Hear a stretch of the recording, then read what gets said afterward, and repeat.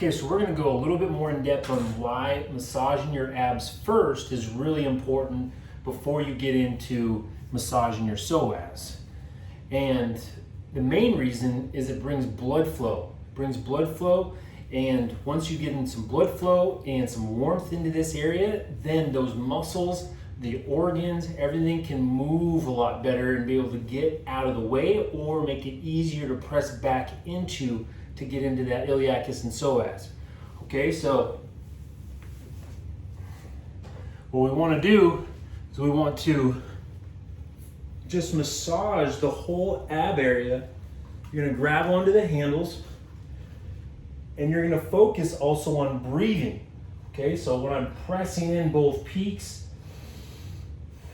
this is just a good little cue for breathing. So I press in and I'm trying to breathe out here, okay? Pushing against the peaks. And I can do two different ways, okay? I'm trying to focus all with breathing through my nose. And then when I inhale, I'm gonna actually bring it into my chest on this round. So it's like I'm almost sucking in. And then when I exhale, I'm gonna push out. This is just working the mind to muscle connection. Is it the natural way? No. When you breathe in, you're going to expand your belly. Really, you're breathing down into your diaphragm. There. And then when I exhale, now I'm trying to suck in and apply pressure with these peaks. Okay? And I'm going left and right. So I'm not necessarily applying both peaks at the same time. I can. This is a gentle massage.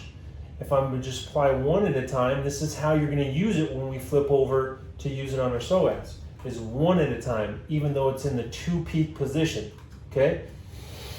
Breathe in, exhale, and you're pushing in here. And you're moving the peaks around like a massage therapist would with their hands. They're going to be moving around, shifting, moving around. This is great for the digestion and helping free up anything that's going on in your intestines. Okay, this can be a nice assistance. Okay, now I can do one peak. This is how we're going to be using the Pso Rite most of the time, is with one peak on one side. This will help with the mind and muscle connection, and it will help with your body relaxing and getting into those muscles more effectively.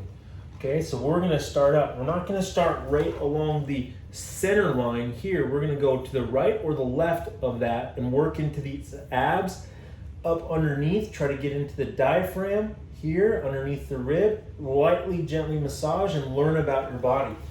Okay, now when I'm pressing in here, just lightly massage. Now if you've just eaten, maybe it's going to feel different. Maybe you're on an empty stomach. It's going to feel different.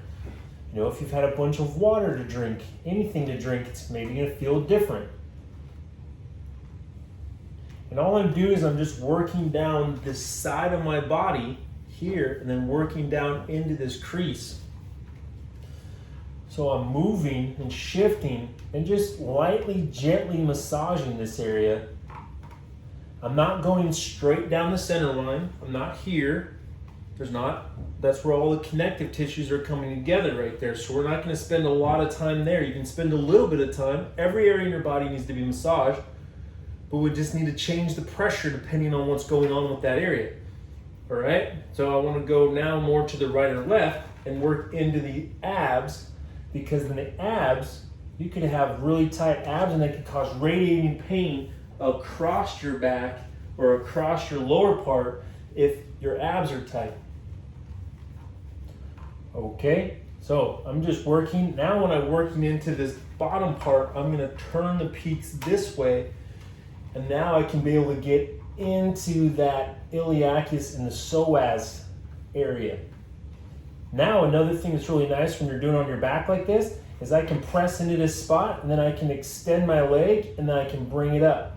Some flossing, some called active release technique. I'm just lightly pressing into it. I'm pressing down with this hand, pull into it, shift it around, moving side to side. I can even go on my side and get into there. You can use gravity to help shift your intestines to one side and just lightly press into there, and then I can move my leg up.